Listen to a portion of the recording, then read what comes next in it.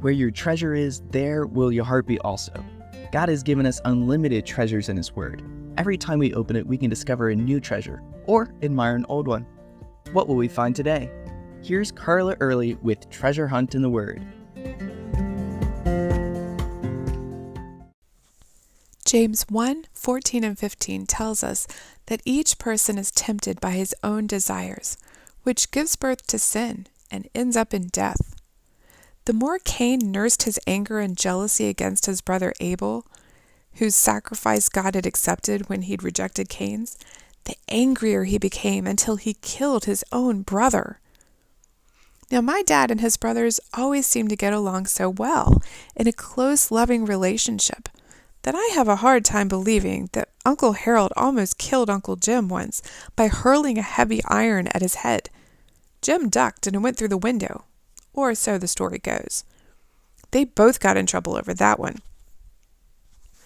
God had warned Adam and Eve that sin causes death, but of course they didn't have a concept of what death means. We often don't until a pet or a loved one dies.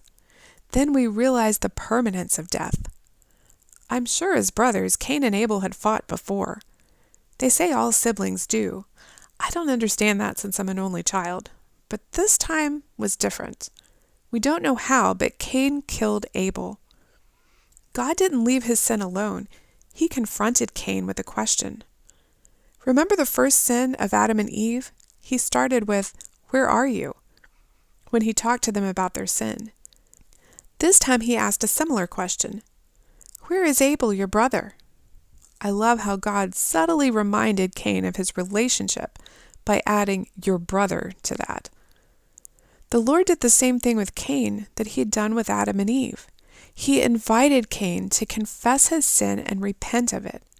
Instead, Cain sinned again with a lie and a sarcastic question. "I don't know. Am I my brother's keeper?"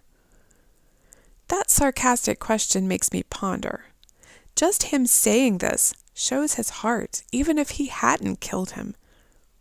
But I think our Christian family pretty much says the same thing often, if not in words, in action.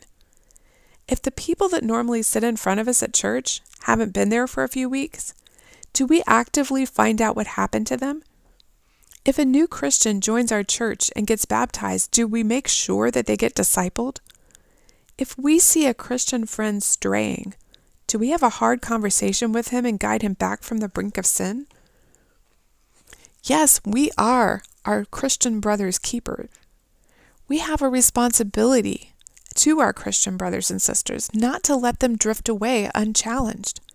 Sometimes that means that we need to pay a little more attention, actively seeking them out, spending time developing relationships, giving emotional and spiritual support when they're going through a hard time.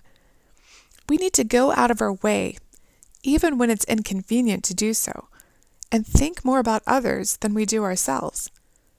Remember Jesus' parable of the lost sheep?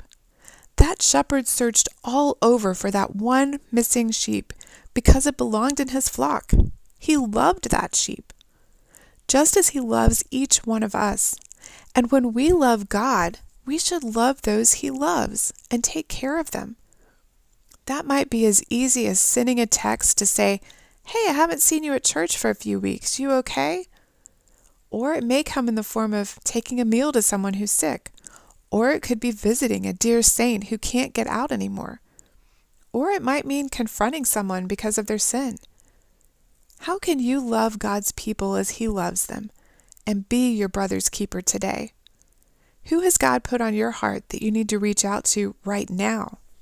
You can contact us at treasurehuntintheword@gmail.com. We'd love to hear the treasures God has given you through His Word. You can listen to other episodes on our website, which you can find in the description below. Thank you for listening, and remember, where your treasure is, there will your heart be also.